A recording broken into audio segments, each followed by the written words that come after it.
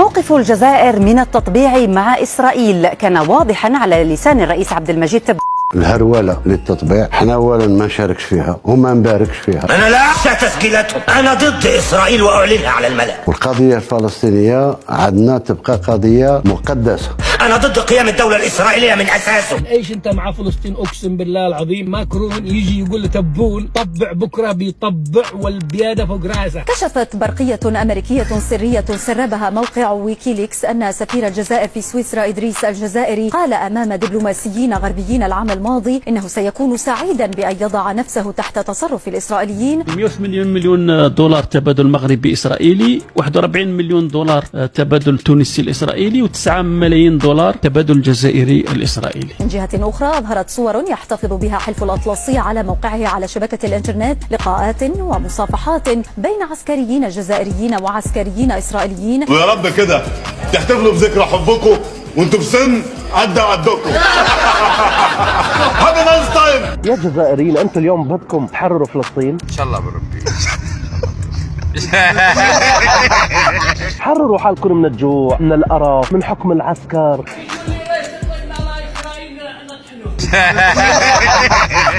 بدكم تحرروا القدس وفلسطين؟ اقسم بالله القدس وفلسطين عايشين احسن منكم. انتم عاملين طابور على الحليب فلسطين؟ عندكم طوابير على الحليب؟ لا احنا كون جات فلسطين قدام الجزائر كون الاستقلال داتو بكري. الجزائر ستحرر فلسطين. هل تعلم يا صديقي الجزائري أن الشعب الفلسطيني يتصدق عليك؟ السوري في الجولان أو في الضفة الغربية أو في القدس أو في الخليل راتبه يا سيدي يا مغيب يا مخدوع راتبه أكثر من 3000 يورو. أنتم راتبكم 20 دولار.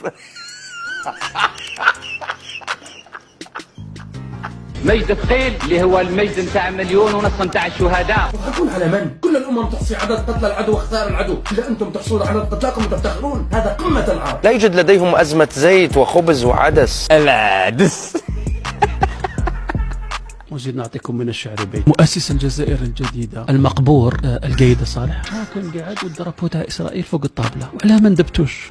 تطبيع ولا مش اسموش بيع بركة. يعني الجزائر مطبعة، شئنا ام ابينا مطبعة. انا ماشي تاع هدرة، احنا تاع حرب. يعني يريدون تحرير فلسطين؟ تفضلوا سيبك من الكيبورد ايها الجزائري. عبر مغردون جزائريون عن غضبهم من السلطة الفلسطينية بسبب ما وصفوه وقوفا الى جانب المغرب في قضية الصحراء الغربية ودفاعها عما وصفته بوحدتها الترابية. والواقعية تقول أن الحل الوحيد هو الحكم الذاتي الموسع في إطار السيادة المغربية.